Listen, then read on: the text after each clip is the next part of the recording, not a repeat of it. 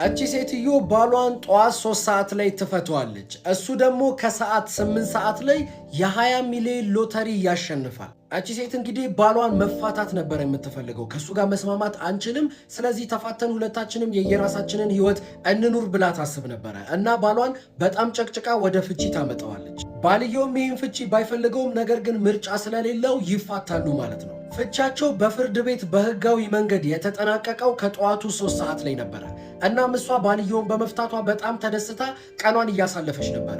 እሱ ደግሞ በጣም ደብሮት ስለነበረ ከሰዓት 8 ሰዓት ላይ ቢራ ለመጠጣት ይወጣል እና ቢራም እየጠጣ ሳለ አንድ ሎተሪ ይቆርጣል። በሚገርም ሁኔታ ይህንን ሎተሪ 20 ሚሊዮን ዶላር አሸነፈ። ይህንን ስትሰማ የቀድሞ ሚስቱ ወዲያውኑ ሰውየውን ከሰሰችው ማለት ነው። የከሰሰችው ደግሞ ግማሹ ብር ይገባኛል ብላ ነበር። ምክንያቷንም በምታስረዳበት ሰዓት ላይ ይህንን ሎተሪ ይሄ ሰውዬ የቆረጠው ከኔ ጋር ከመፋታታችን ከትንሽ ሰዓታት በፊት ነው። ያ ሎተሪ ሲቆረጥ እኔና እሱ ባልና ሚስት ነበረን፣ ስለዚህ ይገባኛል ብላ ጥያቄ ታቀርባለች። ነገር ግን ባልየው ጠንካራ ማስረጃ ነበር ያቀረበው። እንደነገርኳችሁ ፍቺው ጠዋት 3 ሰዓት ላይ ነበረ በህጋዊ መንገድ የተጠናቀቀው።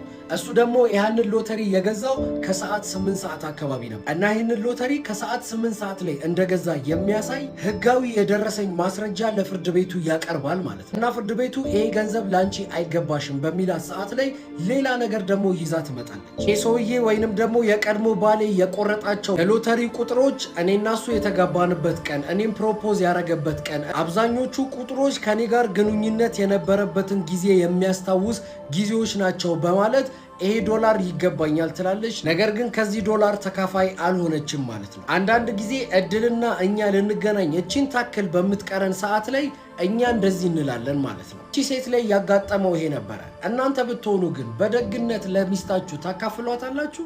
ሐሳባችሁን እስቲ ኮሜንት ላይ አስቀምጡ።